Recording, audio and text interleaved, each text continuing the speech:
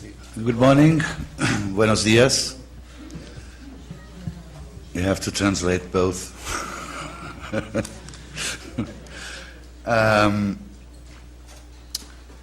We are trying to get to the schedule. So we have this morning the following questions. What we have already done, what we can do, and how can we do? How can we translate into curriculum structure and content a list of predefined competencies? Which are the 5 most significant competencies that my school wants to assure to its graduates? And we have 3 speakers who have 20 minutes each so that we can have the debate before coffee break. Okay. Bueno, latinoamericanos, empezamos el segundo día de esta jornada en la Enhsa Latinoamericana y estamos en el inicio de la sesión 3.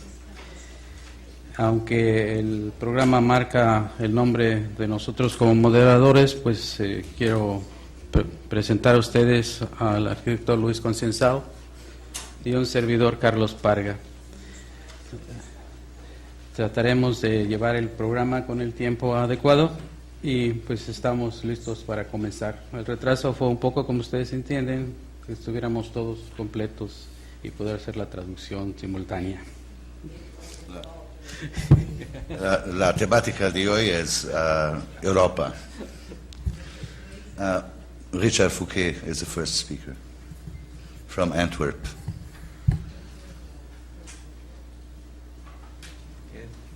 Thank you, Chairman. Dear colleagues, first of all, thank you for inviting me. It's a pleasure to be here, and I must say it's a great experience for me being for the first time here in Peru. I really enjoy it, and I hope I can contribute something valuable to this conference. Yesterday, Dinos, I think in the discussion and in the evening, and we were all very tired at the moment, but I remember he was asking the question, why should we do that? Why should we start to reform our education in architecture, competencies-based? I don't say that I will try to answer that I will answer that question, but I will try to do that.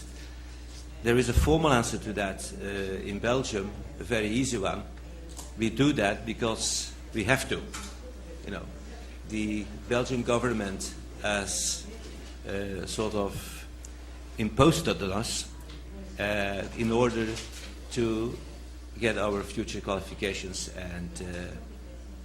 and our accreditation. Because accreditation will be done on the basis of competences. So that's the easy answer, we have to. I think a more intellectual answer and I think a more profound answer is that why should we do it? Because we should do it if we believe that competencies as a tool, as a means to a methodology that can improve the way we educate the future architects. I think that's a more intellectual and maybe a more profound answer, maybe the right one, why we should do it. And from that point on, I tried to design a kind of strategy for our school, how we could go along and how we could use the concept of competencies to reform or to reform our programs, our curricula, and the way we teach and we educate the future architects. And I think the key point, and Luis Concienzao yesterday already made that point, is not that competencies are something in itself, that we have to do that because there are competencies. No. I think the main or the key point is that we should use that idea of competencies in order to form the architect of the future. So we have to know, the question is, what kind of architects will the future need? What kind of architects we will educate? And we see In Portugal, I learned yesterday that there are 16,000 architects for a population of 8 million. We are pretty near. We have 12,000 registered architects in Belgium for about... It doesn't work?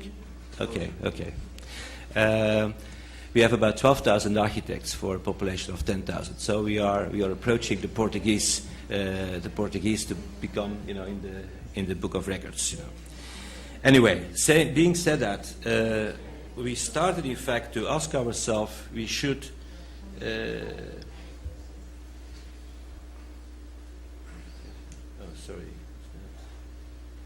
Why competence-based learning? So a first remark you can make, well, education as such, traditional education, maybe does not guarantee competent performance. And then we try to get a definition. What are competencies? What is a competence? And, trying to get a kind of comprehensive definition from the several dictionaries you can consult. We came to a definition as, competence is the state or quality of being adequately or well qualified to perform certain tasks and or functions on the basis of a specific range of skills, knowledge, and attitudes. And I think that's important because competence, if you look at it, is in fact the basis for integrating knowledge with the application of knowledge, which are the skills.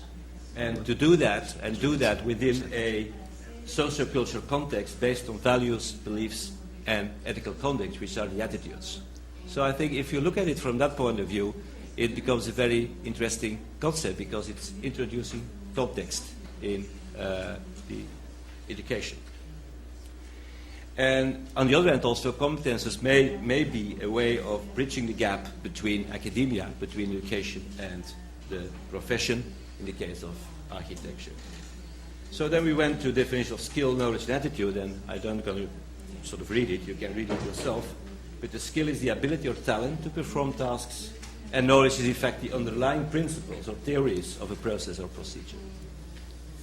And attitude is, definition, complex state of mind involving beliefs, feelings, values, dispositions to act in certain ways.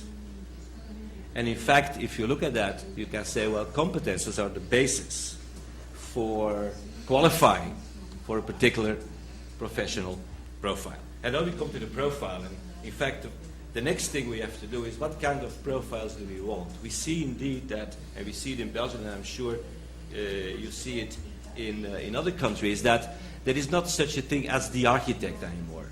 We see that our alumni, they start in very different kind of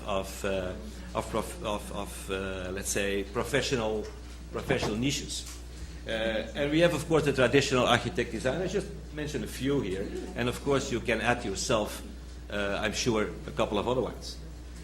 The traditional architect designer, maybe the generalist, as it was said yesterday. But you have also the architect engineer, who is more interested in, let's say, the construction of the building and the systems integration. Architect planner, architect manager, architect civil servant, the one who is in, working for government or for the local municipality or for province or so on. And we also see that some of our students, they go really into the building industry and become, builders and leading people on building sites, etc. And then you have the academic profiles. You have, let's say, the architect educator, and of course there are mixtures. And fortunately, those profiles are mixed, professional profiles with the academic profiles. We have the architect researcher. We spoke a lot about that. The architect scholar, the architect administrator, and so on, and so on. And I think we need, or every profile requires specific competences. And I think it's important that as leading people in schools, we think about what kind of profiles we want to educate. I think schools have to position themselves in that field, and some schools do. Some schools say, well, our aim is to educate the generalist architect. Other schools, they profile themselves more in the sense of architect engineers, or do more emphasis on management, etc. Some schools really put emphasis on research and the more theoretical part. So I think it's important to position yourself within that wide range of new profiles architects may go into the future.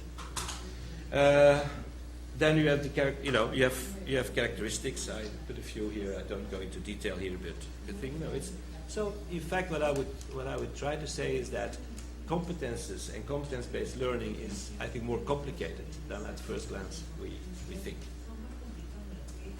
So you have competence categories. Some are general. We called it generic yesterday. I prefer to call it general. There are also personal competences, the physiognomy of somebody, the physical condition of somebody, emotional context of an architect, etc.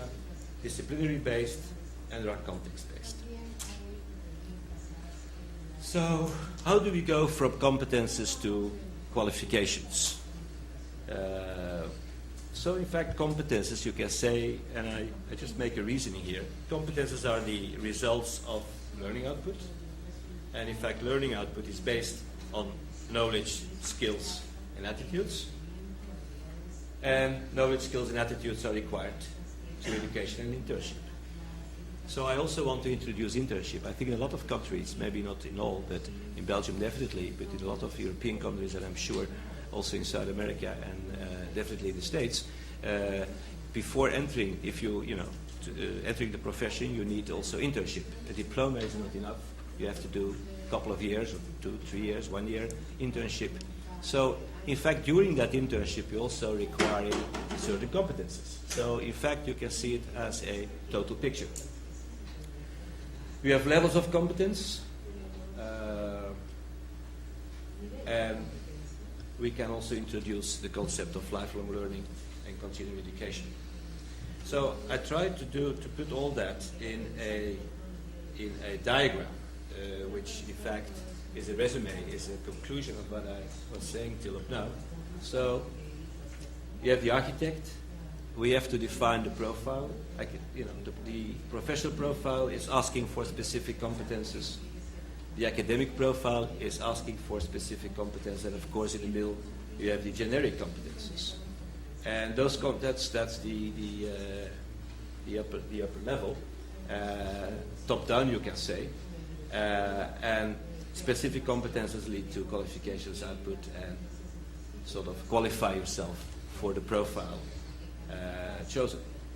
And then in the top you see how do you get specific competences? Well, the learning output, partly through education, partly through internship.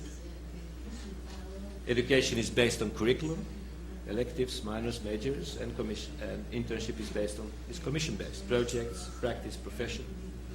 And they both give you skills, knowledge, and attitudes within the context. So I try in this diagram to give an overview of the methodology we are trying to use. So how to work with. And in fact, those several steps are the steps we are using in the school. So we said, okay, let's define the intended profile. So what we, in fact, in our school, we were chosen for a bachelor, which is very generalistic, which is the architect generalist. And then in a master's, we have specializations. We have the typical specialization for the profession, to educate architects still for the profession, a very important part. And we have a master which is with the emphasis on urban planning and spatial design. And we have a master in restoration and conservation specialization. And we have a master in interior architecture as well. And then the PhD, of course, which is a PhD in architecture we can offer since 3 years now, put emphasis on the architect researcher and scholar. So that's the profiles we have chosen in our school. And then if you have, let's say, defined your profile, you define then the tasks, the functions and activities to perform. And then from that, you can define the competences for the intended profile. Define then the skills, the knowledge and attitudes needed for these competences, the required levels, what's the level of the competence you need, and how can those levels more or less during the education gain in importance or stabilize. and define then the methods and measures to assess the required competence, because you have to assess, of course, at the end of the day, you have to assess the competence. You have to assess before you can give the diploma. You have to assess your students if they really acquired the needed competences, and then verify if the competences meet the qualification standards for the intended profile. So that's more or less the several steps we were following. We introduced degrees of competences. 4 degrees, I think that's known, that's not new. That's used in a lot of, that's typical for this methodology. And we also defined levels, which is the 5-point scale, which is also, I suppose, known to most of you. So 5 levels going from, let's say, weak to very strong.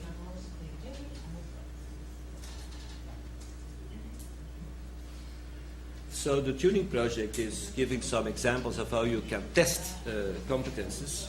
I think you know those. We have one of the main methods we have chosen for is the portfolio. So the portfolio we introduced in our curriculum, and from the first year until the last year, the students have in fact to make a record for everything they are doing. Not only their design work, but also their theoretical essays they have to write, the theoretical courses and so on. So they have to really, throughout their studies, make their portfolio, advance their portfolio, and at the end of the bachelor, after the first 3 years, they have to present their portfolio, and the portfolio is part of the global assessment for their bachelor diploma, and the same happens at the master level.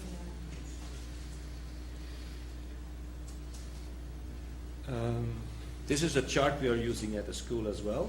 So apparently our colleagues in the school, they say it's a very helpful chart. So in fact it's repeating what I have said, but it's used as a kind of diagram, an easy method. You give it to the faculty and they can try to fill it in. So the profile, then the functions, tasks, activities, the required competences, you fill in the skills, knowledge, attitudes, the level of competence, and the method of assessment. So that's in fact the method we are using. And then we introduced it comes from management and management science. And this is it's not a new invention from our part. The IPDCA approach it comes from the management science. But it's very interesting because you really sort of have a method here also to assess what you are doing, to assess your own implementation of competence-based learning. So the first step is inquire. So investigate the existing situation. Do a SWOT, you know what a SWOT analysis is. Then plan, define the mission statement and vision, so the profiles you want. Define your position in relation to developing academic professional profiles. Define required competences, define accessory skills, knowledge and attitudes, and then do. So define your curriculum, function of that. Define assessment methods. Define qualifications to be obtained. And then we go to the check. Self-evaluate yourself. Make a self-evaluation report, which is needed in Belgium now to get a accreditation.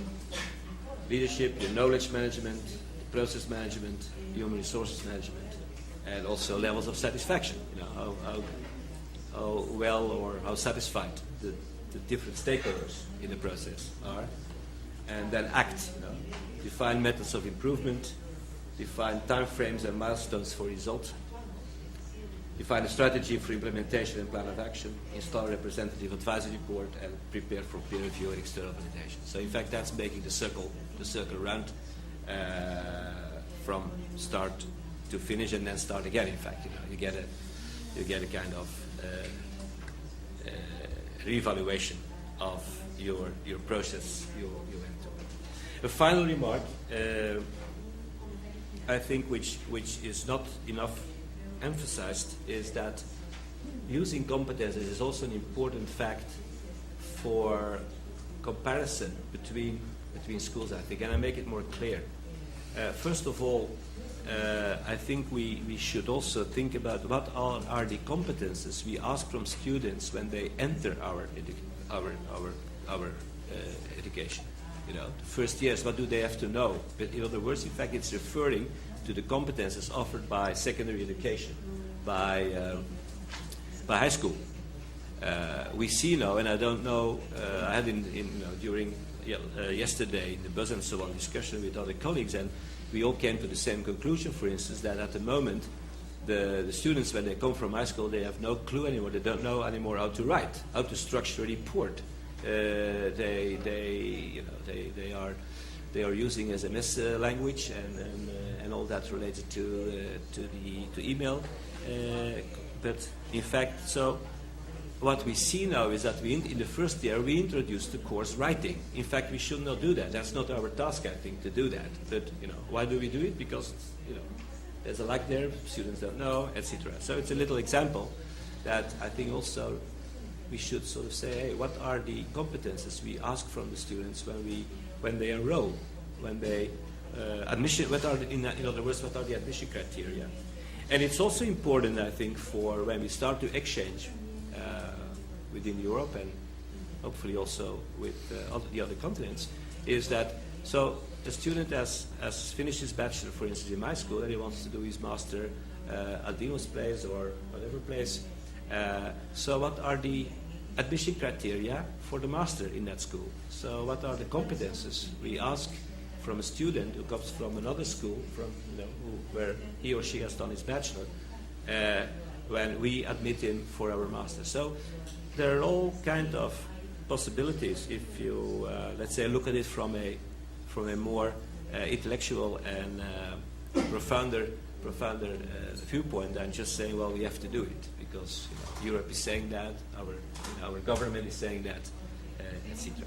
So in that way, I'm very critical myself about competence-based learning, and on the other hand, I'm very positive about it because it really gives the opportunity to rethink within your own school a lot of things, and I think it's a good tool for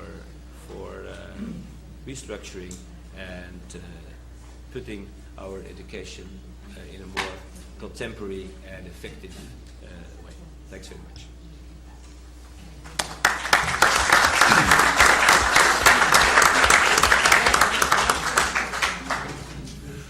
Thank you, Richard. Now we'll have Professor Salahattin Onur. I hope I'm not changing your name.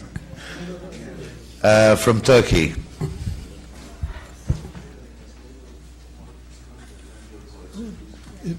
Okay. I'm very thankful for having been invited to be here with you.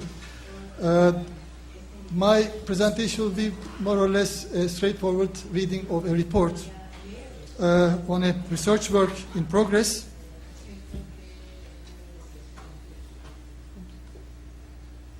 Yes.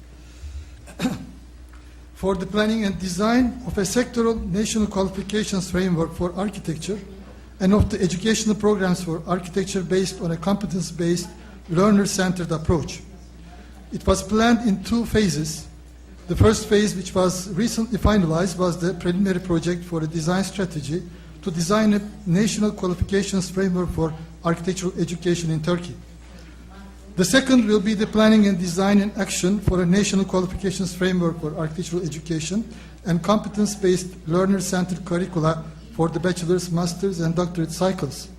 This research project is being carried on by 5 colleagues from METU, one of whom is a professor at Educational Sciences, and we had the valuable consultancies of Professor Foke and Professor Spidonidis during our first preliminary project.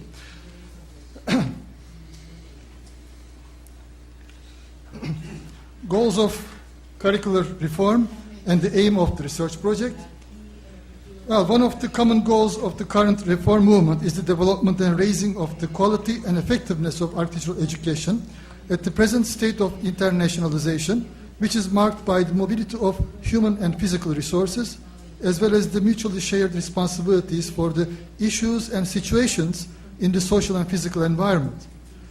Increasing mobility renders the provision of reliable information about the quality and effectiveness of an architectural program vital for the compatibility, comparability, and competitiveness of the qualification that it offers.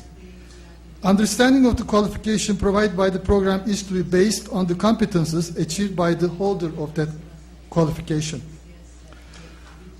A second major common goal is to contribute to the harmonization of educational structures and programs as based on both diversity and autonomy by defining references agreed and converged upon regarding the generic competences and subject-specific competences for the first two cycles of higher education. The emergent quest for qualifications frameworks at international and national levels that define such shared references hold the promise of giving educational institutions the freedom to creatively design and implement their curricula instead of defining core curricula for all. I think Professor Fouquet's the presentation of the work he's done is a good example, if you ask me. The consequences are expected to be a better approach to teaching, learning, and assessment. Frameworks will help harmonization and unity in a diversity provided by such autonomy. The aim of the research is to design a participatory and democratic action research process to create a national qualifications framework for architectural education with reference to the new international and national qualification frameworks. It is expected that this framework will contribute by providing a common ground for curriculum development and design. The national context as the background of research project. Architectural higher education in Turkey in the first half of the 20th century had international affinities with and was modeled after the French and the German institutions. Starting half a century ago, the US system of education with its three-cycle structure and corresponding study periods of the degree programs for the bachelor, master's, and PhD provided the model for the newly founded universities in Turkey. Since then, international relations with the US have been stronger than with countries in the European continent, maybe with the exception of England. Turkey, as a country in the process of adopting the European Union acquis communautaire, joined the Bologna process in 2001 as a signatory country.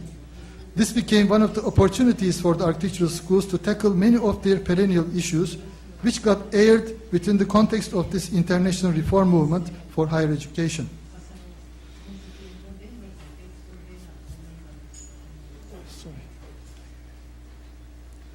Integration of the architectural education in Turkey in the European context.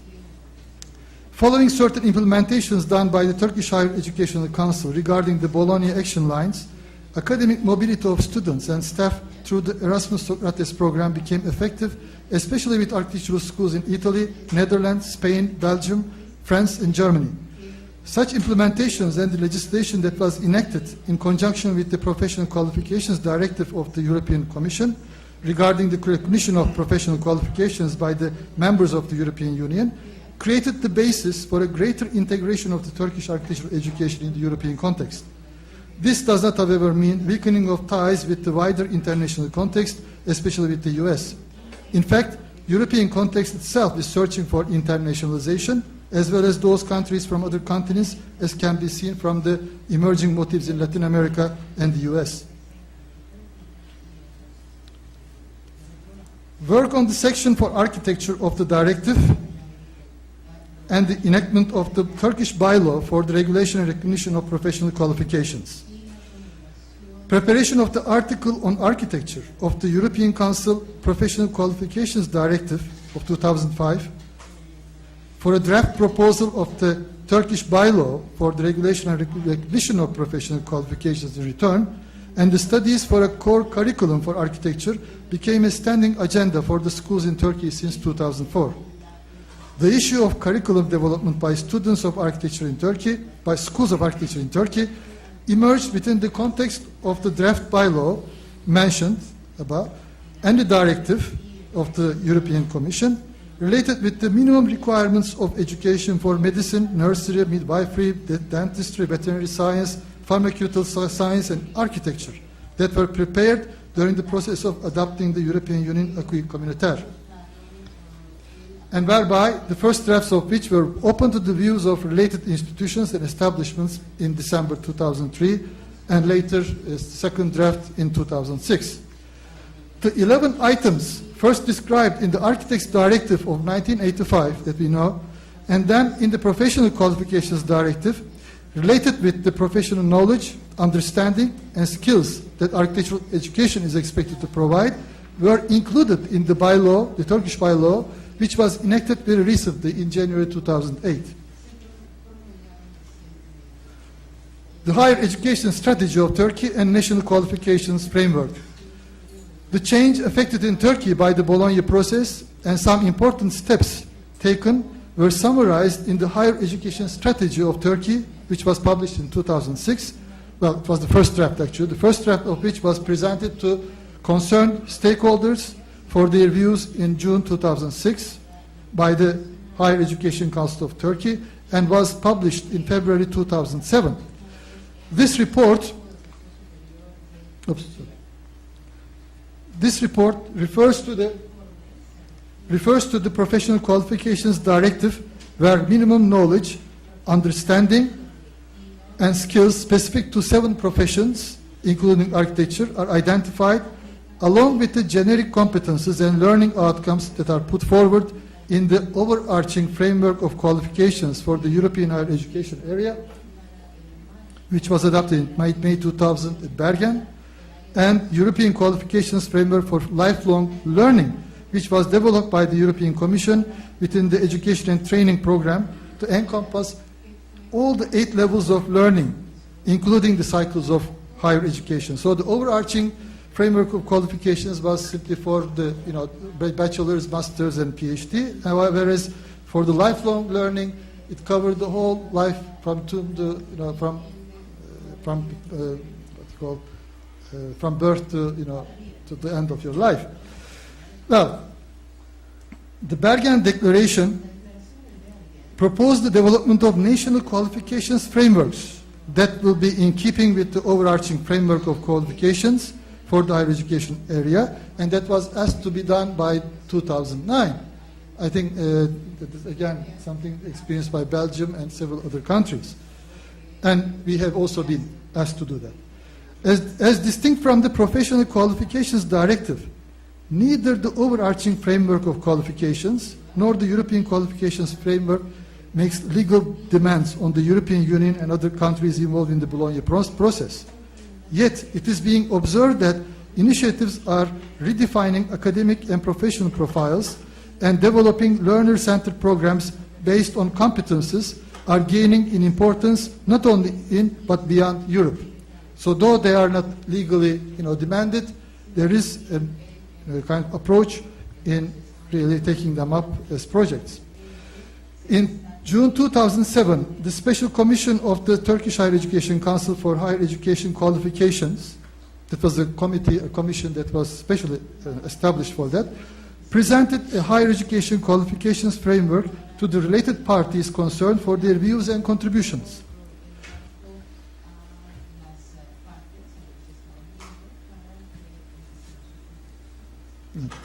This text is based on both the overarching framework of qualifications for the European higher education area and the European qualifications framework. That Turkey has made some significant progress in the Bologna process does not, however, mean that new qualifications frameworks in higher education based on competences and learning outcomes are widely acknowledged and shared. So they are hardly shared, they are hardly acknowledged by all those people concerned with architectural education. Unfortunately, still at that kind of a state. While it was working on a draft for higher education qualifications framework, as was recommended by the European Council, the Turkish Higher Educational Council asked the architectural schools for development of a core curriculum for architecture in 2006. There were some propositions by different schools which were comparatively discussed in the meetings of the Standing Conference of Heads of Schools of Architecture in Turkey. It was then that this research project was proposed by a colleague at our university at METÜ.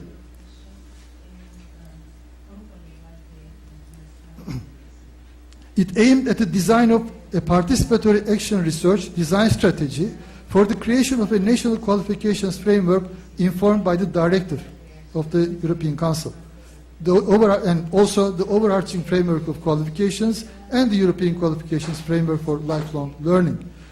This national qualifications framework would be a competence-based and student-centered approach for designing curricula by integrating generic and subject-specific competences. The title, and therefore the subject of the project, was related with the current developments and discussions, and being a project that foresaw change, it brought forth the issue of methodology. Thus, it was decided by the project team to extend the project work over a longer time period than was planned, and to develop a proposal which included the preliminary project mentioned in the very beginning. Anticipations of this preliminary project that I mentioned, well, it aimed to contribute to curriculum development and design in the schools of architecture in Turkey by creating a participatory and democratic action research process for designing a framework on which a consensus can be maintained. It's expected that a national qualifications framework for architectural education can integrate the professional competences incorporated in the Professional Qualifications Directive of European Council by reinterpreting them together with 3 additional competences required for a liable professional practice that is responsive to the geographic and cultural characteristics of Turkey. Well, one of those is related with natural disasters. The other one is his historical heritage, which is very important for Turkey and Anatolia, and universal design principles. And it also was reinterpreting the general competences identified in the overarching framework and the European qualifications framework for lifelong learning. It is anticipated that this research project, while gaining from the tuning approach and the results of the projects by the Enhsa thematic network, will contribute to studies on national quality frameworks for architectural education in terms of the following dimensions: development of a strategy for identifying commonly shared national references related to general competences, clarification of the theoretical conceptual frameworks on which learner-centered approach in higher education is based, and discussion of these frameworks in connection with and sharing of the philosophical basis. The paradigmatic shift that is often mentioned in the approach to teaching, learning, and assessment, well, Bologna process is considered as pointing at such a paradigmatic shift based on an approach whereby learning more than teaching, learning outcomes more than inputs, and besides knowledge, understanding, and skills, attitudes and values prefigure. The subject-specific competences and learning outcomes are to be considered in terms of an integral relationship with the generic competences, and learning outcomes are to be redefined. Learning in its conventional meaning has often been thought of in the light of the behaviorist theory. It's maybe good that it's already been quite a time that we are not thinking of the behaviorist theory nowadays. But yet today, so it is acknowledged that learning is a social phenomenon. Learner-centered, constructivist approaches look at the process of learning along diverse dimensions. The common point where these approaches converge is that human beings configure their world of knowledge and meaning upon their experiences and upon the reflections that lie at the basis of those experiences. Knowledge gains meaning to the extent that it can be related to prior experience. The tuning project and the Enhsa thematic network reference for the project. At the level of educational institutions, structural changes are not enough for reform. Redefining of the curriculum according to competences to be attained at the different stages of education are crucial. The Tuning Educational Structures in Europe project, which aimed to realize the objectives of the Bologna process and the Europe-wide consultation process started by the Enhsa thematic network regarding learning outcomes and competences within that scope, became references for our research project. The tuning approach conceived learning outcomes, competences, and qualifications frameworks as the tools to provide a transformation in the process of transition from teacher-centered and input-based programs to student-centered programs attuned to competences and learning outcomes. The Enhsa thematic network implemented in June 2006 two questionnaires, one directed at architects, employers, and the other at the academicians in schools of architecture. The results were published, and also they underwent a validation process in November 2007. Here, competences have been grouped as generic competences, subject-specific competences on profession and on architectural research. Among the subject-specific competences on profession are the professional knowledge, understanding, and skills which are stated and gained a legal status in the Professional Qualifications Directive as those to be acquired in architectural education.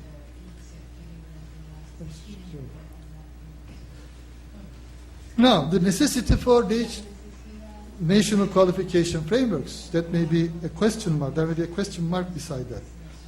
In the report entitled Trends 5, Universities Shaping the European Higher Education Area, importance of the national qualifications frameworks are emphasized as instruments designed to render the competences more transparent and the learning channels more flexible.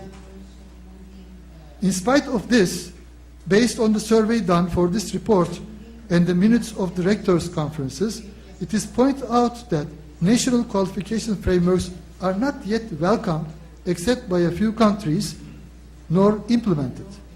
According to the report, very many higher education institutions in Europe do not have enough and clear idea about national qualifications frameworks.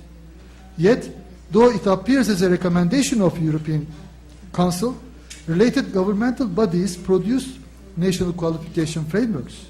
Now, this may mean a need for urgency for the different disciplines to design sectoral national qualification frameworks. And this, of course, should include architectural education, because it will be something that will be done coming top-down on us if we don't take action in that direction. In the preliminary project phase, attention was paid also to the higher education framework entitled as Criteria for Academic Bachelor's and Master's Curricula, and produced by 3 technical universities in Netherlands, by Eindhoven, Delft, and University of Twente, to activate Dublin descriptors. There is ongoing work for a national qualifications frameworks for architectural education that parallels the tuning project. Work is known to be proceeding in Netherlands and Denmark that refers to the overarching framework and also the European qualifications framework for lifelong learning. I'm going fast. Yeah, let's go on. The stages of our preliminary project, maybe description of that, a design strategy for a national qualifications framework for architectural education, as you remember. The preliminary project started in July 2007 and terminated in December 2007. It comprised of 3 stages: 1, planning and design; 2, pilot survey; 3, evaluation. The first was literature survey was done related with the context and methodology. First drafts of the information text, the work document on the context of the project, and the format of the questionnaire on the generic and subject-specific competences were produced. Before the pilot survey, 2 working sessions were conducted with the participation of Professor Richard Fouquet and Professor Konstantin Spridonidis as consultants. The drafts were developed in the light of their criticisms and proposals. The evaluations of the tuning approach by Professor Spridonidis and the results of the tuning validation panel in the conference held in Brussels in November 2007 also were an input at this preparatory stage. Handling the issue of developing a core curriculum for architecture in accord with the directive with an action research project for the design of a national qualification framework has given the opportunity to cover and benefit from work done at a wider scope. One of such work is the report that I just mentioned, done by Delft, Eindhoven, and Twente. The preliminary project has been a process where theoretical knowledge on the action research approach has been implemented. Especially the potential of this approach to form groups that learn and produce knowledge has been made use of.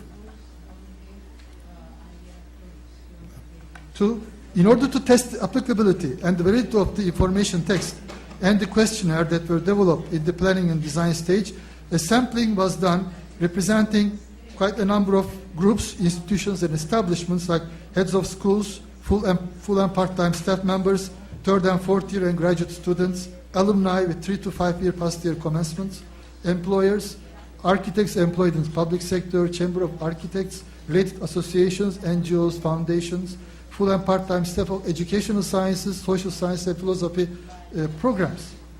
A focal group study session was initially conducted with a group of staff members and students from MITU Department of Architecture, and the questionnaire was implemented. Then the questionnaire was also given to some staff members and students in 3 schools of architecture, and also to various other stakeholders from the above list. Third step, the feedback from the focal group work and the implementation of the questionnaire helped the improvement of the information text and the questionnaire. Though the content of the information text was found to be heavy and dense, staff members and students read and considered it explanatory.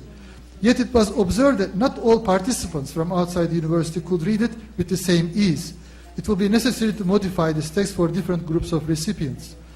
All the participants believed in the importance and necessity of studying the educational programs within the scope of such a research project. The preliminary project has given the possibility of realizing a strategy for technology, environmental science, representation techniques, professional practice. The OECD, DESECO, the key generic competences are 3 of them actually, using tools interactively, 3 groups, major groups, using tools interactively, that is, for instance, language, symbols and texts, knowledge and information, and technology. The second group, interacting in heterogeneous groups, that means relating well to others, cooperating and working in groups, manage and resolving conflicts, and acting autonomously is the third category, that is act within the big picture, having a wider picture of things, form and conduct life plans and personal objectives, defend and assert rights, interests, limits, and needs. These are asked to be related to the learning outcomes of the cycles, bachelor's, master's, and doctorate, and to subject-specific knowledge, understanding, and skills of the subject areas in architectural education, and they were asked to be ranked as well. And in which subject areas they should be given more emphasis and place was also asked. Generic competencies in the overarching qualifications framework are simply the knowledge and understanding, application of knowledge and understanding, evaluation and judgment, communication skills, and learning skills. These are also asked same way to relate related to the learning outcomes of the program cycles and subject-specific knowledge, understanding, and skills of the subject areas. And last, subject-specific competences are those that are in the professional qualifications directive, the 11 points plus those 3 for Turkey. These are also asked in the same way to be related and ranked. Another inquiry is related with determining the academic profiles of the graduates of each cycle, bachelor's, master's, and doctorate. It asks for the degree of competence expected from the graduates of each cycle in design, research, or research by design, education, management, and others that may be suggested. The second phase of the project is proposed, and we hope that it will be accepted, and we want to continue with the project. The second phase of the project has already been proposed for support by the same council with the title of Planning and Design in Action for a National Qualifications Framework for Architectural Education and Competence-Based Learner-Centered Curricula for the Bachelor, Master, and Doctorate cycles. Based on the qualitative data acquired in the pilot study and the expert opinions on the information text and the questionnaire has been revised, and an action research plan that takes into account a learner-centered, competence-based approach has been developed. Below are the phases in which the design of a national qualifications framework for architectural education and the mentioned curricula are to be carried out. The preparatory phase, variation adaptation of the tools developed in the preliminary project, organization of an international symposium which will focus on the philosophical background of the learner-centered, competence-based approach. The second is analysis phase, conducting focus group studies in 3 or more provinces across Turkey, conducting in-depth interviews with sufficient number of respondents representing the various stakeholders, administering an interactive questionnaire, analysis and evaluation, and dissemination of the results of the analysis. And third, the design phase. Well, that's maybe closer to final. Designing a national qualifications framework and designing a curriculum for the 3 cycles of architectural education. The fourth is the development phase, development of the curriculum content for the 3 cycles, presentation of the curriculum content, and finally, organization of international symposium on the topic of competence-based learner-centered curricula. The final phase will be production of the final documents, editing, and communication with all those interested. Well, I think I took too much of the time. I didn't look at my... Thank you. It was very good. Yes. Okay, thank you for bearing this.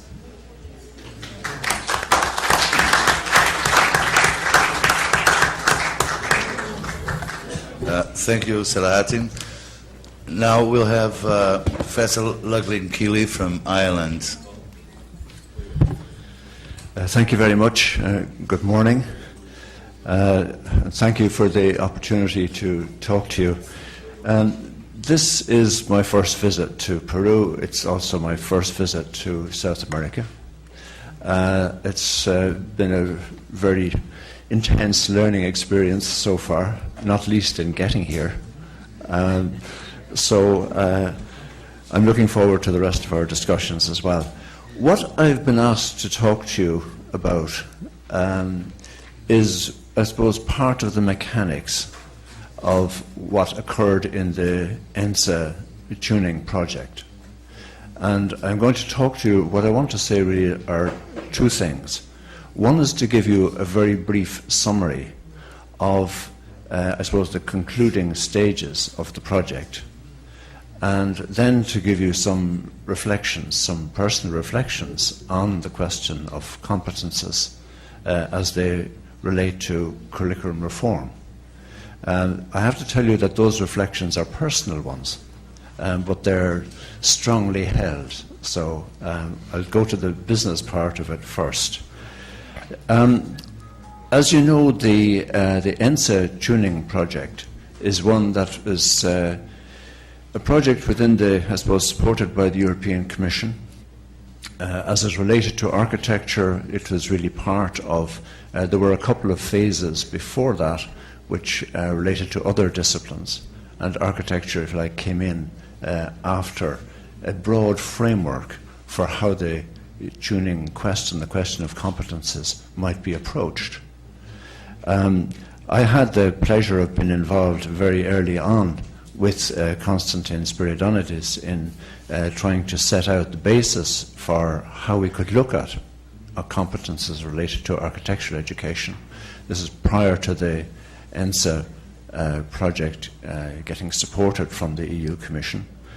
And later on, I was one of a panel invited by the European Commission to, as part of what they call a validation meeting, to make comments on a draft report produced by Constantine as the project coordinator for the Enhsa tuning project. There was a discussion in Brussels, and the people who were at that meeting included Joaquim Brasina, whom you've sitting here in front of me, Selahattin Honor, who has just spoken to you, Jean-François Mabardy from France, Per-Olaf Felt, who is the president of EAAE. Sorry, he's from Belgium. Jean-François is Belgian, he's not French. My apologies. Even in Europe we get these boundaries confused. Adrian Joyce, who was from the Architects' Council of Europe, and Carlo Olmo from Italy. I think I'm safe there. Okay. The draft report came with a series of questions which the European Commission asked each validation panel to try to answer. I'm going to read you the questions, but I'm not going to tell you in detail what we responded to in relation to those questions. But the questions give you maybe a sense of where the Commission is coming from in this respect. The questions are these.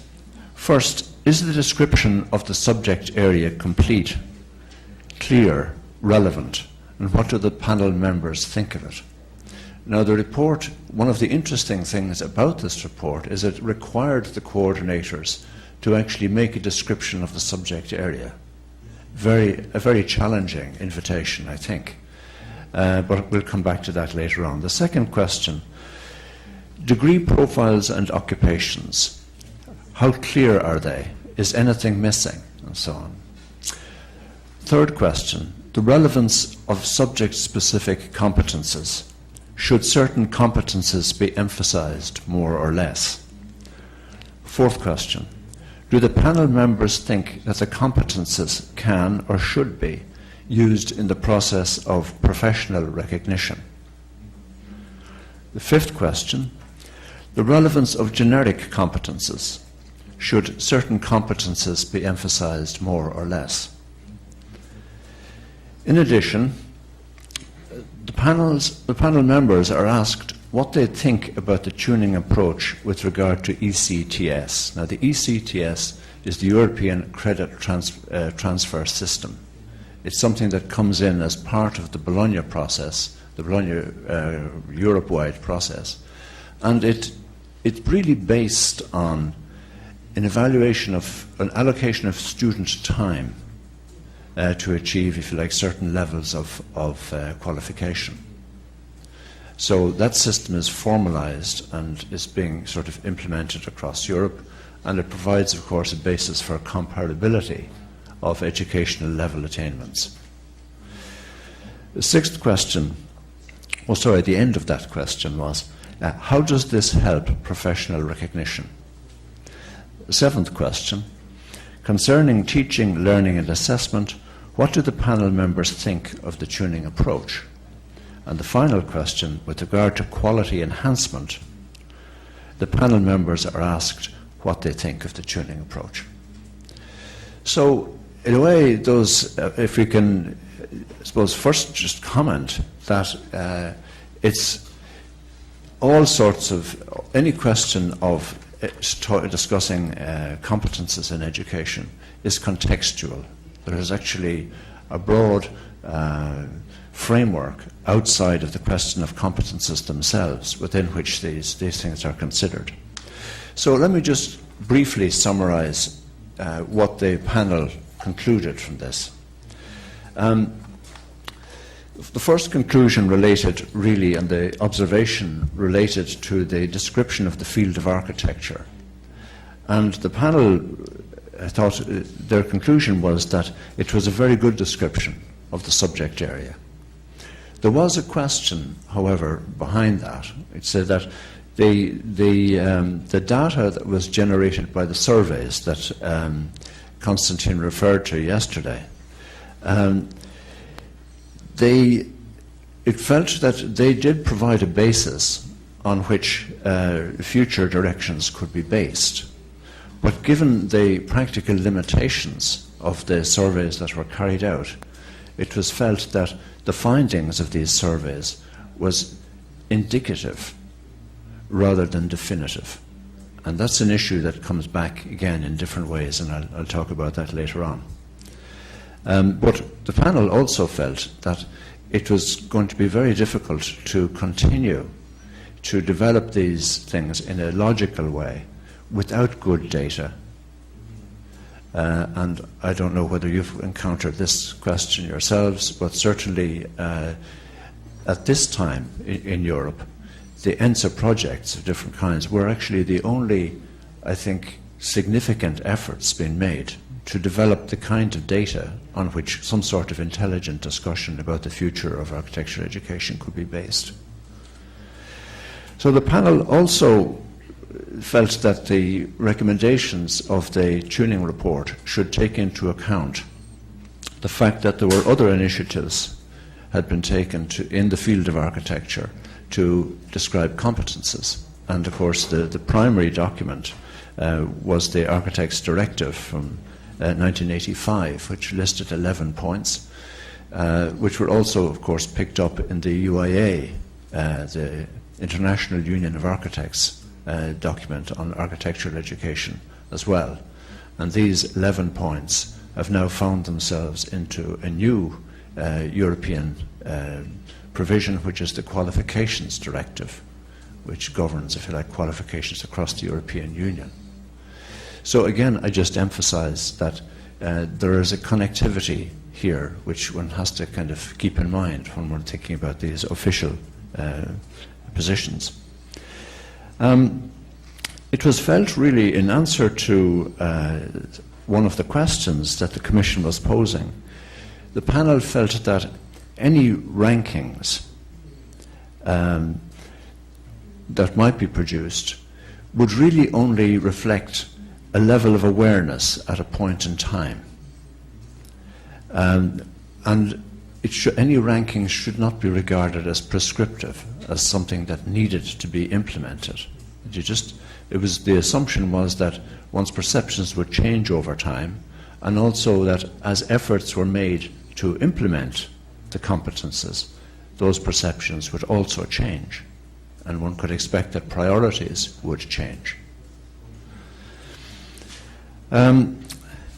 It was felt also that the competences that were identified in the tuning project provided a very good basis for dialogue between the schools and the profession.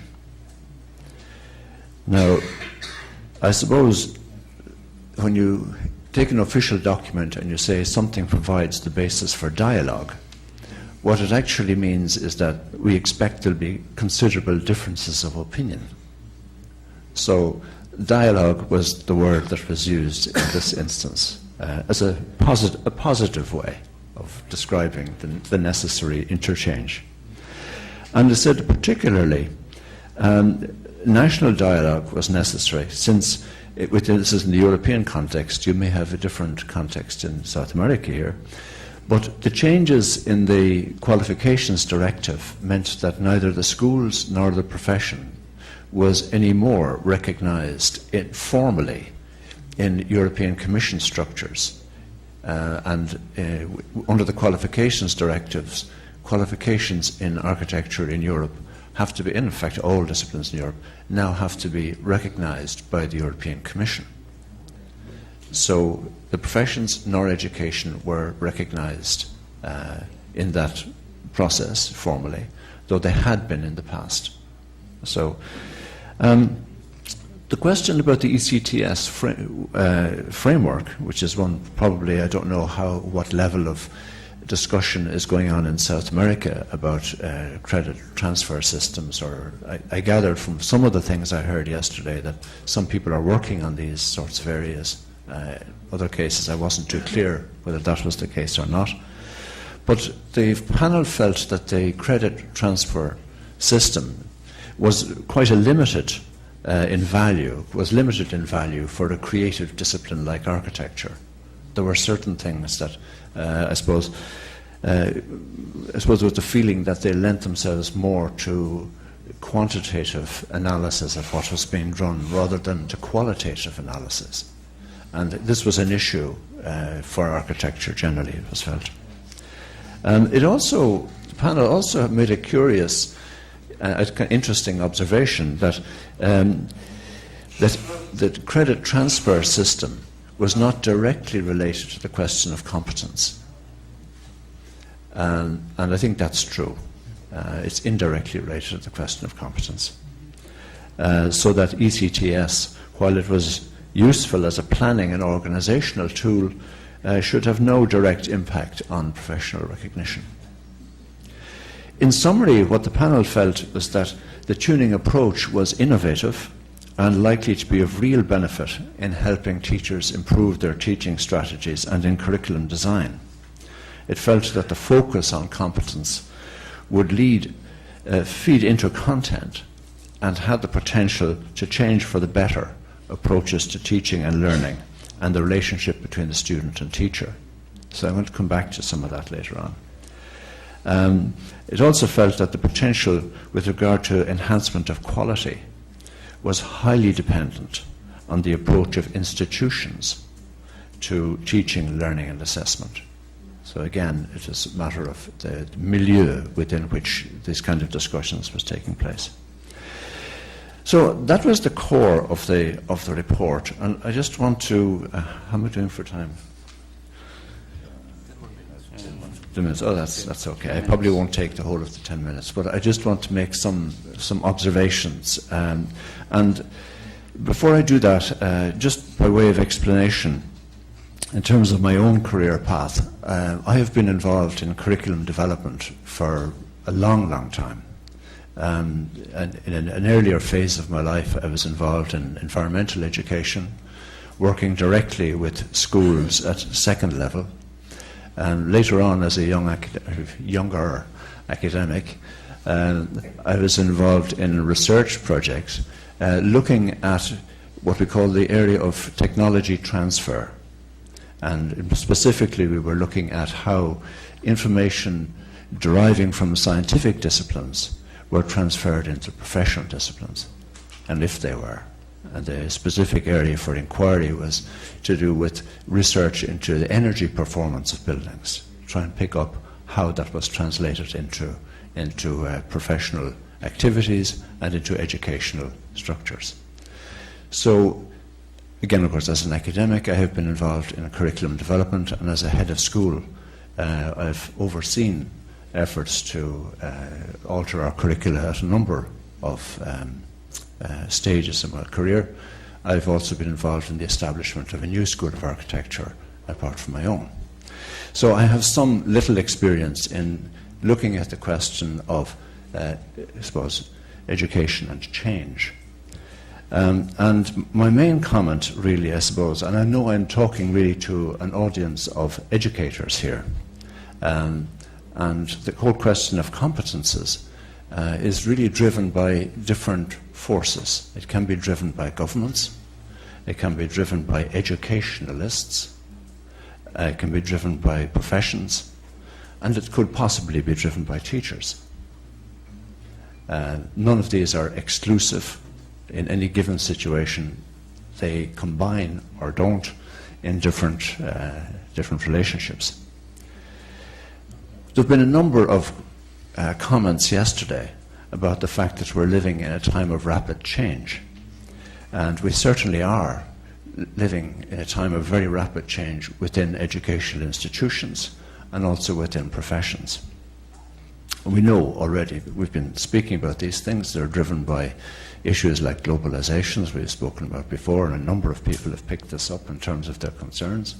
We've been driven by, I suppose, also, things like the fact that the social contexts that we're working, that institutions work in, are also changing very quickly. The advance of I suppose, the information society, if you can call it that, has also had certain kinds of change. But I want to just think about, just for a second, some characteristics of change, and to distinguish between the speed of change and the profundity of change. It's not necessarily the same thing. And sometimes, because we come from a tradition now, which since the middle of the 19th century has valued innovation, sometimes we are trying to have a certain amount of selective amnesia, and to think that when you bring in something new, it automatically means that you throw out what you have already. Somebody said to me recently, the fact that we tackle new problems doesn't mean we have solved the old ones. And there are very often very fundamental things that are still challenges for teaching, even as we address new challenges for the future. The fundamental thing about the nature of change is that it produces the change in relationships in a system. And we could expect that if the introduction of an idea of competences in education, it will change the relationships between the various actors in the system. It will change the relationship between the profession and the school. It will change the nature between the the relationship between the teacher and the pupil, probably very profoundly. And I still will not actually drop the distinction between the teacher and the student, because there are responsibilities in education. There are responsibilities of the student to learn and the responsibility of the teacher to teach.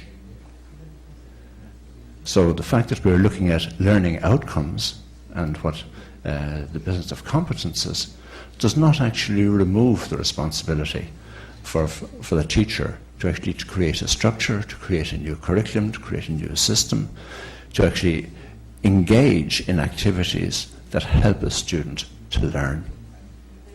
But it certainly does change the way that they do it and the fundamental attitude that goes behind it. It doesn't mean that there aren't areas of activity that have to be addressed. How it's done is hugely important. Interestingly enough, the people in my own country who are most active in pushing the question of competences are actually the architectural profession. And the profession in Ireland has done a tremendous amount of work in parallel, in a way, with the kind of work that was going on through the tuning project, to develop a set of competences which they feel that young architects who wish to enter the profession should have. And that is driven by the fact that there are laws around that define professional responsibilities. There are forms of contract around that would, I suppose, define the relationship between the architect and the client and various other actors in the building process. And the whole question of insurances, all of these things. And these are the core interests of the professional body as it tries to protect its own members and its own sphere of activity from competition also. What's really interesting to me, though, is that the professional bodies are also tend to be, in my country at any rate, maybe not in yours, dominated by very large practices. And there is a question, too, about the competences which appeal most to large practices as opposed to competences which appeal to smaller practices. My experience, my country, is that innovation in architecture comes mostly from the smaller practices, at least initially. Now, that might not happen across the board, but certainly if we're talking about the art of architecture, as opposed to other aspects of building procurement, that it's very often the younger, avant-garde, leading-edge kind of architects that set up practices very early on and innovate in that way. And there's a constant change, obviously. Now, in Ireland, again, I don't know what the position is, but the proportion, there are far more small practices, 2, 3, 5, 10 people, and relatively few very large practices. But the professional bodies tend to be more dominant by the larger ones. The ones who make the most inspiring teachers tend to be the young architects from smaller practices. I don't know what you make of that, but it's just kind of curious. So I would just wonder, maybe we should, in the process, when we go through the business of discussing competences and we're working with teachers, particularly those teachers who are also involved in practice, it's kind of interesting to see how their priorities stack up versus those that are coming from the professional side. I don't want to talk about the mechanical business of introducing competences, but simply to say that some competences are far more easily measured than others. And because we don't live in a perfect world, there's always the risk that the competences that are more easily measured actually achieve an importance greater than they should actually have. It's just a warning sign, I would say, that certain things are easy. And there were a number of comments yesterday about things that are cross-cutting issues, which to me is the essence of education in architecture, the fact that one is trying to be integrative and one is trying to foster creativity. And so the atomization that sometimes is required in order to produce credit frameworks and lists of competences sometimes works against, unless one is very careful, works against the kind of cross-cutting things that are essential to architecture education. I'm going to stop very quickly. But I'm just going to say one other thing. The main in my opinion, the main drivers for change are not competences as such. They're actually the problem area we inhabit. What I would call the transformations that are taking place in our world. The fact that we know now we live in a very limited climate, a very limited planet, that we have huge issues in relation to sustainability, and the whole question of how we address the business of energy and building. It's a huge challenge for our pedagogy, for our philosophy of architectural education, and so on. And I would simply ask, what competences relate to being able to tackle those sorts of issues? Are they any way related to the ones that we have listed? If we think more primitively, perhaps, about these things, can we actually try to align some of these things together? Some people mentioned yesterday one of the other great transformations, what I would call the territorial transformation, the urbanized territory versus the ecological backdrop in which it occurs. Are there competences related to how architects can start to address those kinds of issues? These are the sort of things that the business of access to buildings, the fact that we have an understanding of human rights now, which actually says that people of all abilities should be able to access and enjoy buildings and the built environment. How does that impact on our curricula? Are there competences in relation to that we should be looking at? So, I don't want to go on about this, you can have your own list, but I would say that the drivers for change exist at different levels, institutional levels, government levels, and what I would call the level of architecture as it tries to come to grips with the society in which it operates. My belief is that competence, the business of competences, provides us with a tool. Big question for us is, in whose hands is that tool? Is it in our hands as educators? Are we willing to take hold of that tool and use it for the purposes which reflect our values? Or does that tool remain in the hands of administrators, in governments, or whatever it is, or professions? I'd just simply leave you with those questions. They're my questions. I hope they relate to some of your own perceptions as well. Thank you.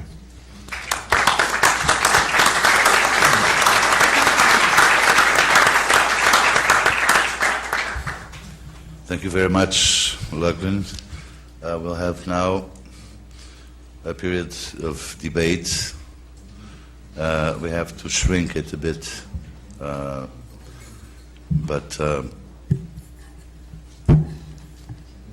we'll have about 10 to 15 minutes of debate. Is that okay?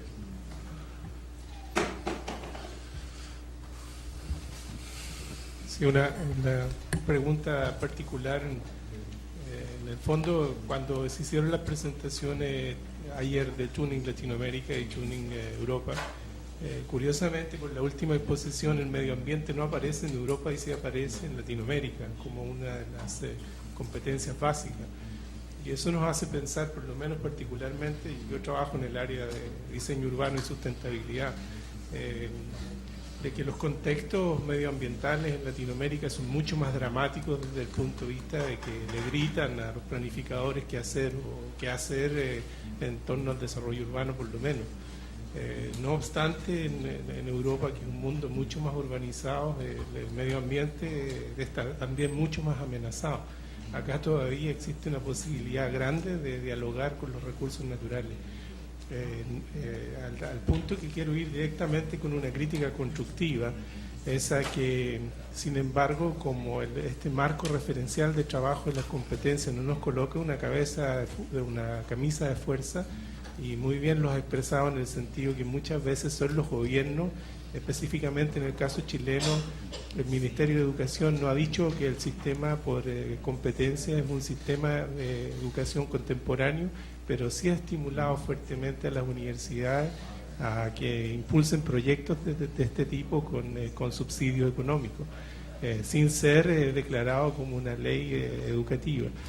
Por lo tanto, con respecto al medio ambiente y a la posibilidad de desarrollarnos en cuanto a las exigencias tanto locales como globales, a mí me parece que lo que nos está proponiendo en este momento es que cada uno encuentre cuáles son estas debilidades o fortalezas, como este análisis FODA que también se planteó en una de las exposiciones, y entendiendo de esa manera entonces que las competencias dentro de un marco global también pueden tener exigencias locales muy fuertes, y esa es la única manera, por lo menos tú que vienes de Irlanda, el caso por ejemplo de que en el Reino Unido, en Gales se estimule todavía la lengua local dentro del contexto de la Comunidad Europea con poderosas becas de estímulo, ¿no? Entonces, en ese sentido, en planificación urbana, por lo menos, viene esta frase acuñada hace 20 años atrás: pensar global y actuar local. Y en ese sentido, yo veo que el marco de las competencias de desarrollo, si bien es cierto, nos dan una posibilidad de comportamiento, esa posibilidad de comportamiento está referida fuertemente al contexto.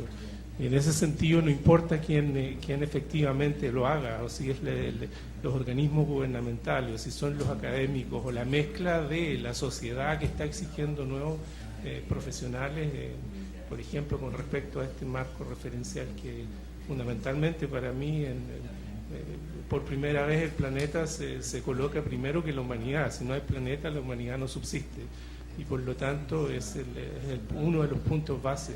Pero al mismo tiempo quería plantearte este desafío, porque muy bien lo has expresado y me ha interpretado mucho tus palabras, sobre todo las del final. Curiosamente, las competencias básicas en Latinoamérica aparecen en medio ambiente y en Europa no aparece dentro de las competencias.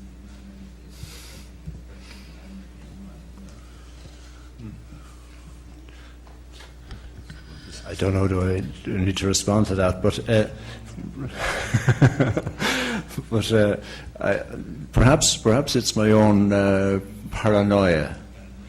But I like to think that when we're looking at questions of competence, that this is something that teachers can do as part of their own approach, and that it actually has to do with their intentions as teachers. I am less easy with the notion of competences that are somehow prescribed in an official way. Because I think one spends, as an educator, a lot of time being very clever about how you actually use official prescriptions to produce desirable educational results. So life is short, and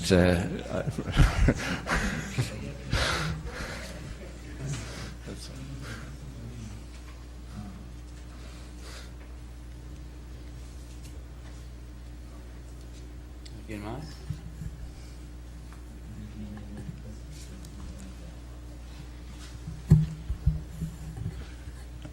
Please say your name. Sí. I forgot to ask. Pilar Barba, de Chile. Barba.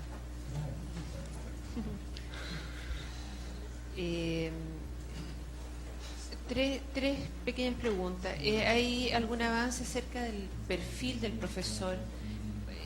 Por un lado, en los procesos de acreditación de las carreras aparece la necesidad de un aumento para nuestras escuelas de profesores de jornada completa, y por otra parte pareciera que la formación por competencia requiere de profesores que tengan experiencia profesional tanto como una profunda formación académica y en docencia.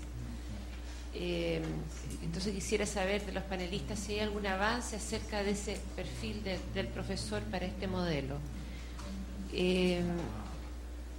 Con respecto a los créditos transferibles, encuentro muy interesante la reflexión con respecto a que este objetivo de los créditos transferibles aparece como un objetivo algo desarticulado del modelo de formación por competencia.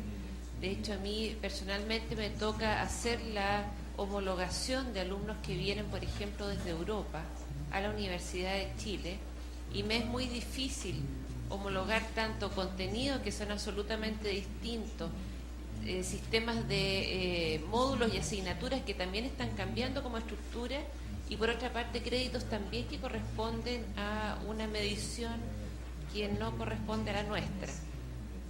Entonces quisiera saber si hay se ha avanzado algo en algún sistema de medida, alguna moneda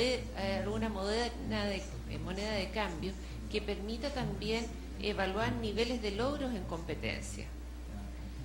Y por último, al profesor Kelly, hace un tiempo fui a una conferencia de profesor Kennedy, también de Irlanda, que contaba el nivel de avance en Irlanda, digamos, del tema de competencia, y nos hablaba acerca de que se había adoptado un modelo paralelo que era el de logros de aprendizaje.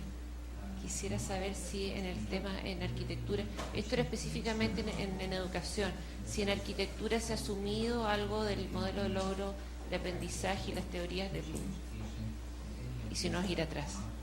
Muchas gracias.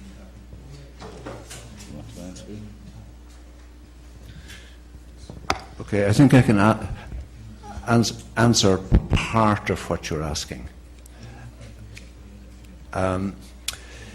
I introduced the question of ECTS simply because it was part of the questions that the European Commission was asking of the validation panel. So I wasn't trying to make a direct connection myself between credit transfer system and competences.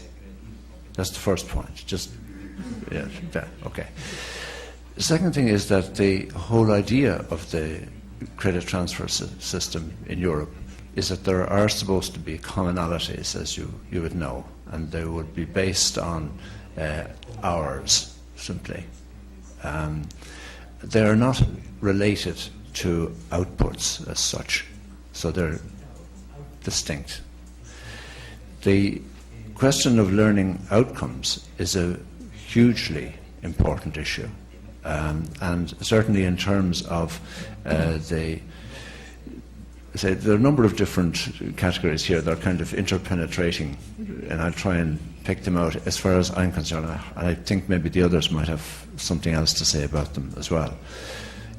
In our system, the introduction of credits, which is based on the European system, is also related to another educational reform, which has to do with modularization.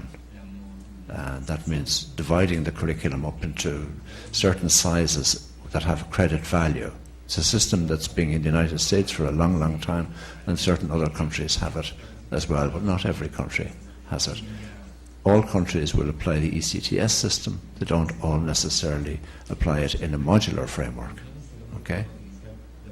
Is that? So, to create a module, you have to describe the learning outcomes. You have to be explicit about what they are. So when you have a module to do with maybe something to do with architectural history and theory, you have to be able to say what the learning outcomes for the students are while you're doing that, and also what the methods of assessment are that you are going to use in order to establish those learning outcomes, whether the student has attained them or not. So they are quite closely related to the idea of competences, but the language in which they are described tends to be very different. And language is very important, I'm afraid, in these sorts of things, you know. It's a further atomization, I think, of the educational process when you divide things into modules, and you make the assumption that having got a collection of modules, that somehow the total amounts up to something holistic. Question mark. Learning outcomes tend to be far broader, is my reading of them. But there is a relationship between them. It's not a one-to-one relationship.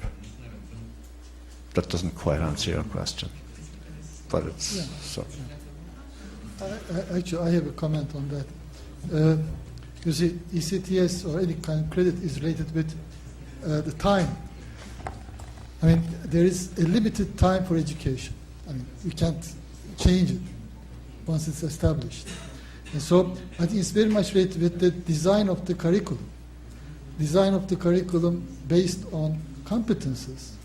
And it is something where you somehow give a certain kind of portion of the time to certain kinds of things. So it's a political decision on the part of the institution.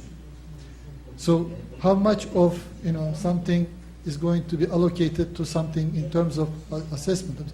It is something which is related with the load that the students can take, and it has to be very, very well balanced, and it has to be done according to the objectives of the particular institution regarding what sort of profile is the institution is after.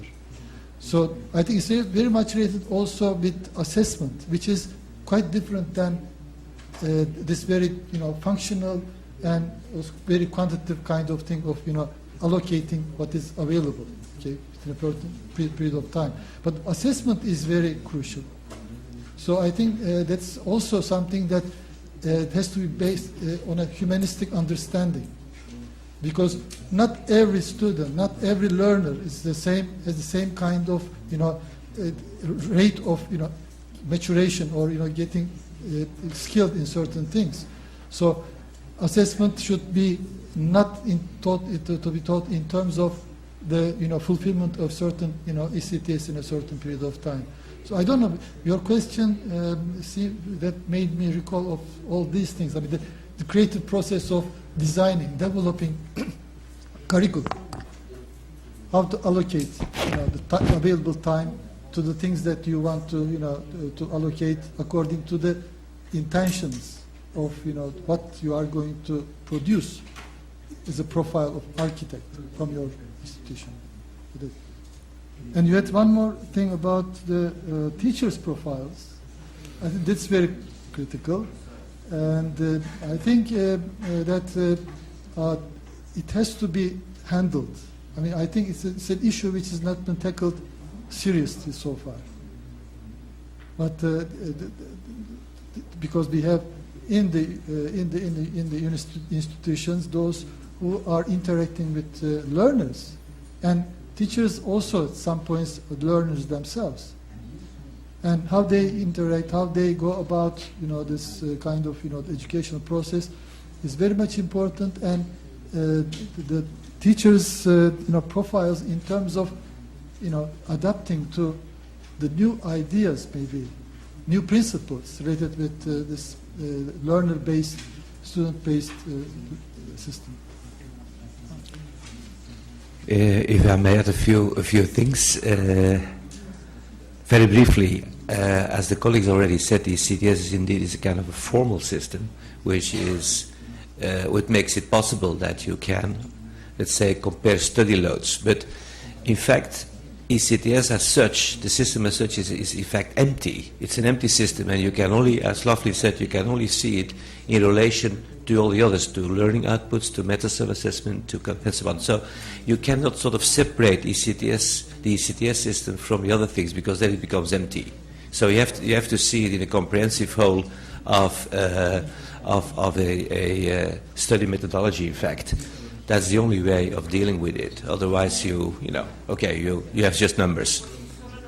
Yeah, but I want to comment especially on your first question about the teacher competences, as you call it. I think that's a very challenging issue at the moment, not only in Europe, but I think almost all over the world, but especially in Europe, and in particularly the fact that universities are setting criteria for professors, which is usually at least you have to have a PhD, which of course is understandable, and there are reasons for saying that.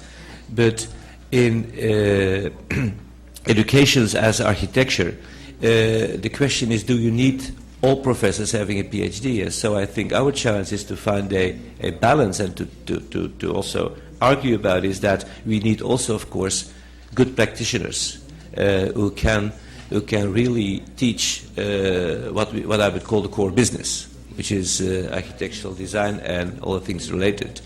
And I think there's a challenge at the moment, what is the balance in a school between, let's say, the more theoretical, research-based teachers and the practitioners on the other side. I think it's very important for architecture education and also for other professional disciplines. In fact, it's not only architecture. I think law and medicine and so on are facing the same problem. Okay.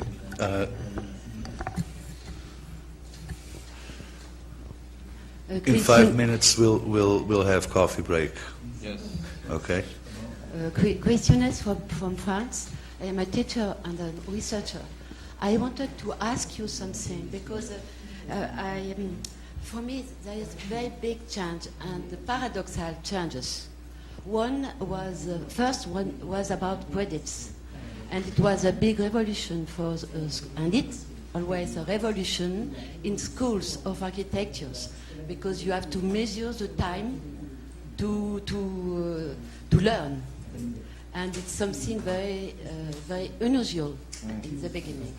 And after, now we go to competences, and as you explained yesterday and today, it means a lot of discussion between professionals, between teachers, but maybe something is not enough discussed, is what's the place for students in the partnership, because I think it's something very important.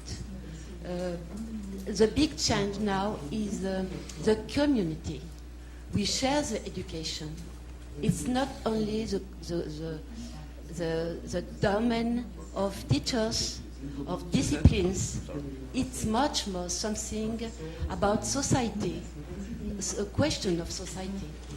So maybe I would like to know what's the place of students as partnership, because I think that we are going to invent another kind of models for university where students are really partners, not only with active pedagogy, but also with discussion about the objectives, about the way we use the time.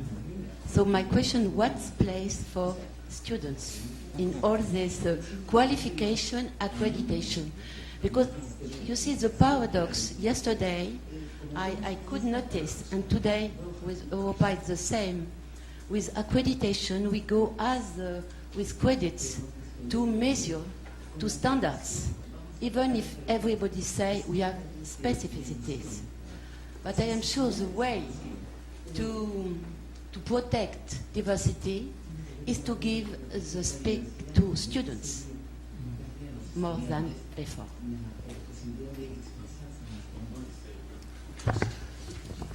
Okay, I mean, there's no answer to your question.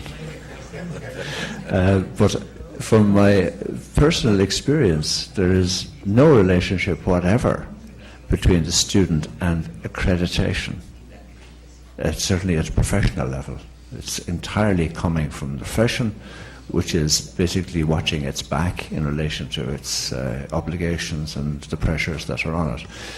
It's much more complex in relation to the teaching learning environment of universities. And I think if I were to try to answer that in relation to my own institution, I would say that's an unresolved and a very tough political issue, because the priorities of the institution are actually not student-based as such. They may pay, I think, lip service to it because they have very detailed policies in relation to teaching and learning and stuff like that. But the university's priorities are largely driven by research performance. That's related to funding and so on and so forth. So there are issues for the individual teacher as to how that teacher balances their own time between teaching and research. And then what that means is that the kind of model that you've discussed, which is a more participative model, where a student and teacher actually works together, is, in my view, very conditioned by numbers, time, weight in the curriculum for something to happen, for which something should happen, actually very specific environmental constraints that actually, even with the best will in the world, and most teachers would like to have dialogue with their students, would like to have it. But there's an old discussion about, so recently I sometimes refer to it as the structure of the crab. The crab can't walk straight, it actually walks this way. And the reason for that is because its structure only allows it to do that. And very often the capacities of a system are determined by its structure, much less, I'm afraid, by the desires of the people that make it up. So I think there are huge problems for education in taking seriously the question of competence-based education. I think they are very profound challenges. I would not like to simplify the issue and to trivialize the issue by thinking that something can be simply grafted on. I don't think it can. Now, okay, you don't have to do everything all at once, but that's why I say that competence-based education hits immediately on core values in education and where people actually want to be there. The difficulties in implementing it, I believe, are very considerable. Now, I would be very interested, therefore, to hear, when people... I know in my own little institution, it's a very small school, it's not easy. It's not easy to talk to colleagues. It's not easy for colleagues to talk to each other. There are constraints about when... whatever. It doesn't matter. The point is that it is a potentially very powerful tool. I would like to see it used by teachers rather than being a response to something which is coming down from above.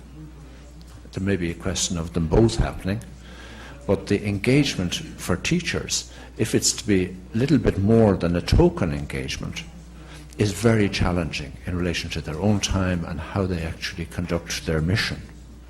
And the other thing I would simply say also is that at the core of it is something I said earlier. It actually has to do with relationships within the system. It has to do with responsibilities of the teacher and responsibilities of the student. And it takes two to tango, as they say.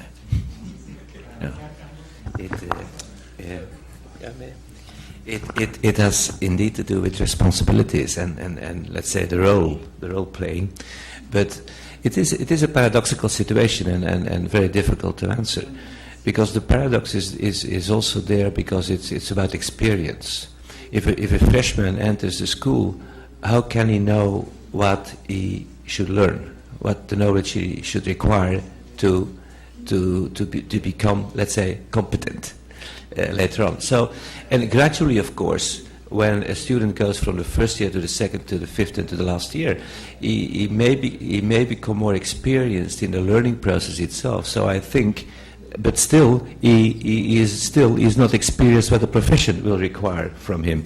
So there is, I think that students can play, should play a role in the learning process itself, because they can give us feedback about how we teach, what we teach, but what we teach then it becomes difficult.